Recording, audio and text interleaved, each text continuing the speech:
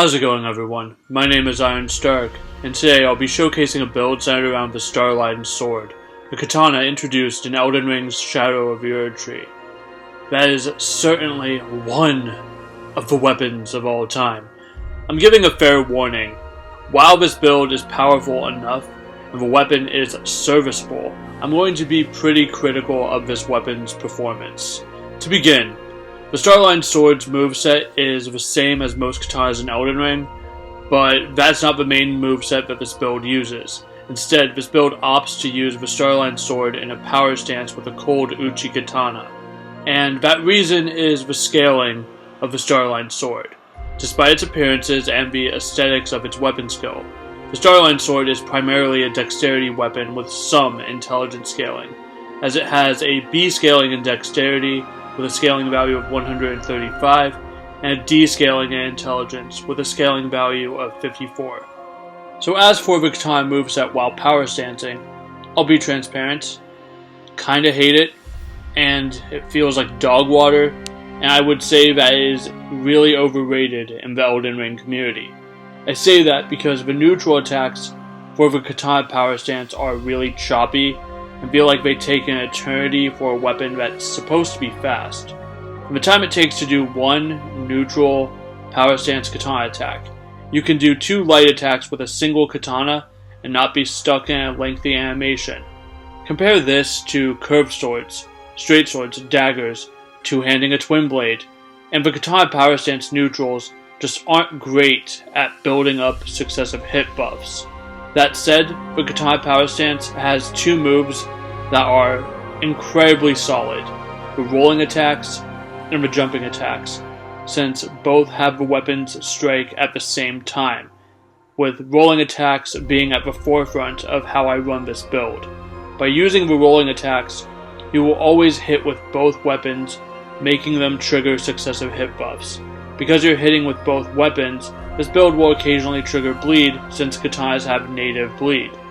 And since the left hand Cold Uchigatana always hits in the rolling attack and jumping attacks, the chances of proccing Frostbite are much higher.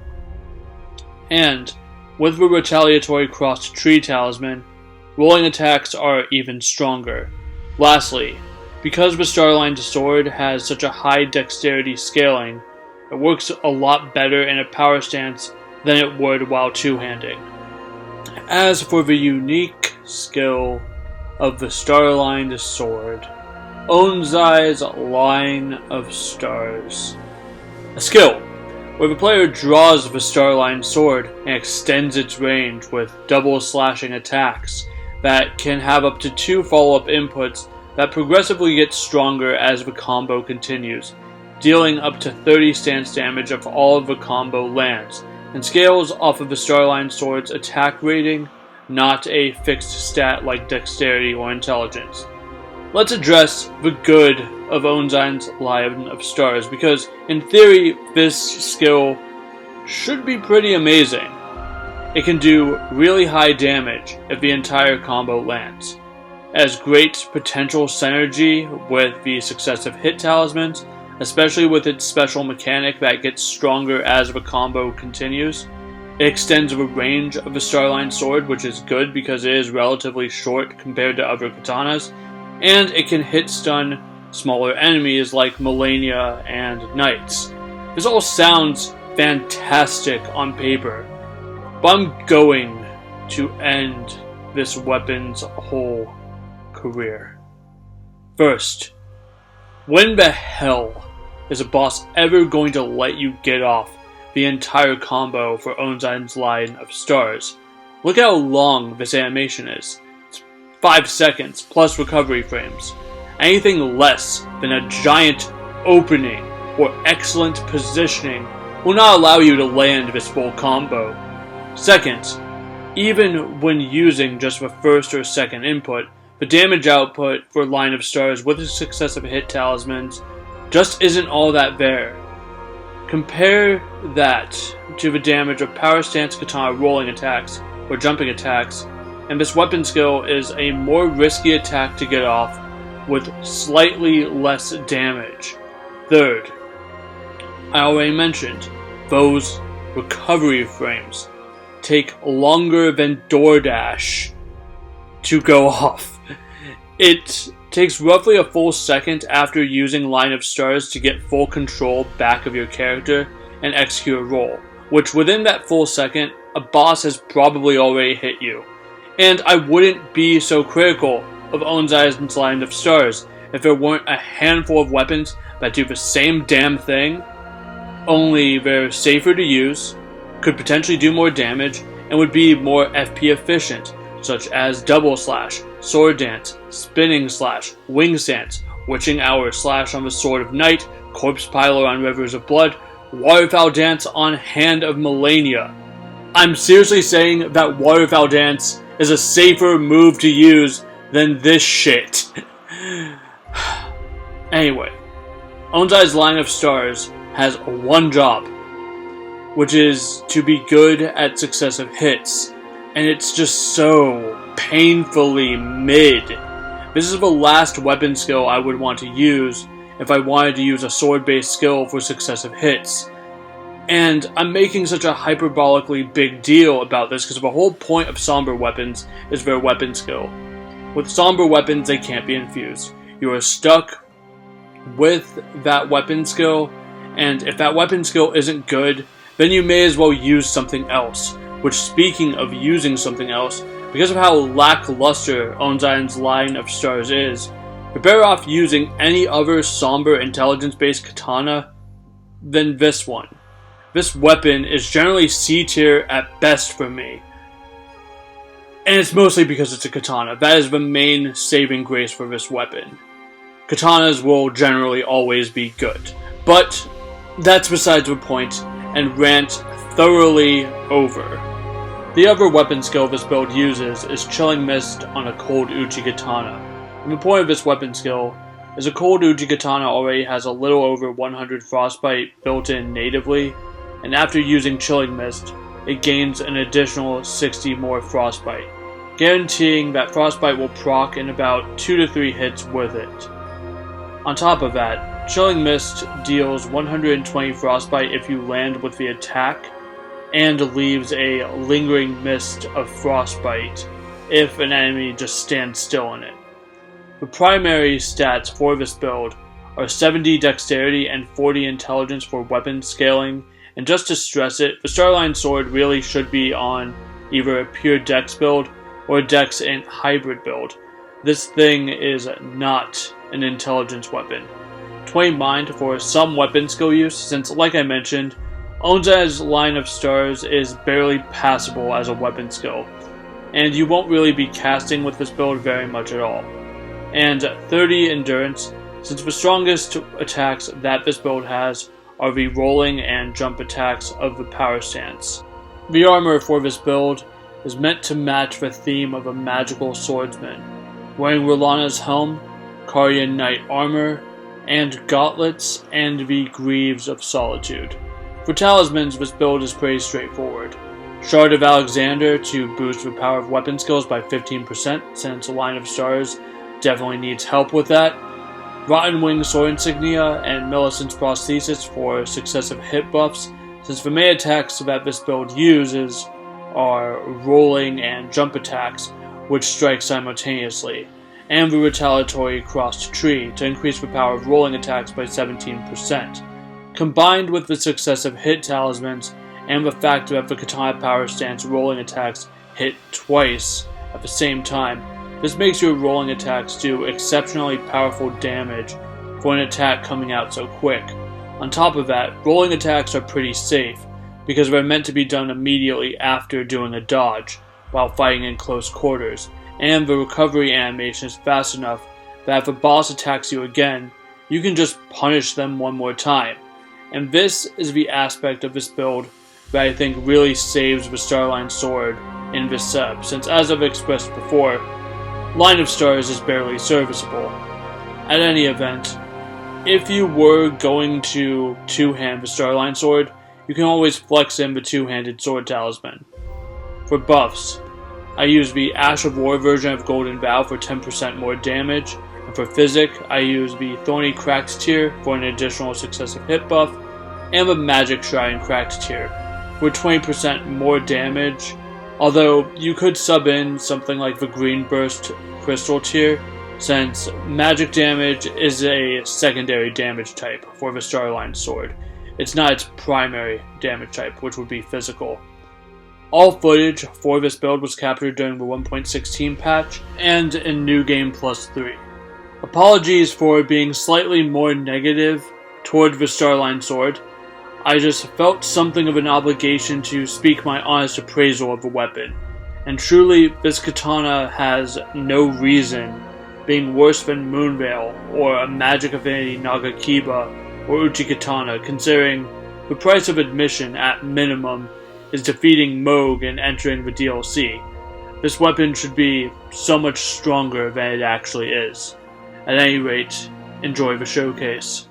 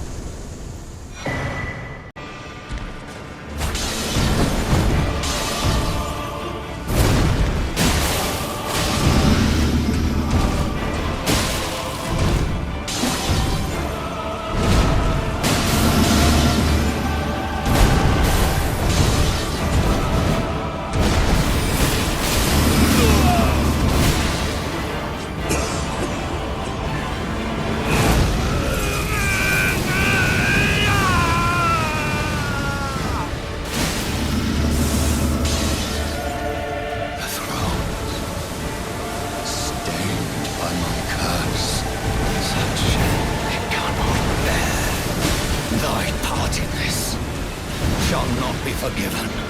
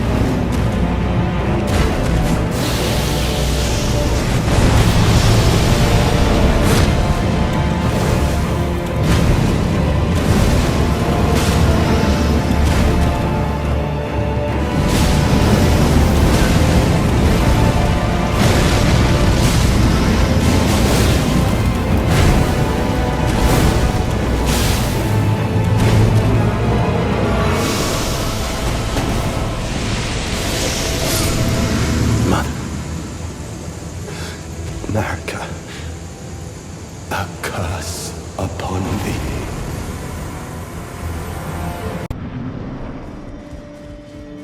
The depths of your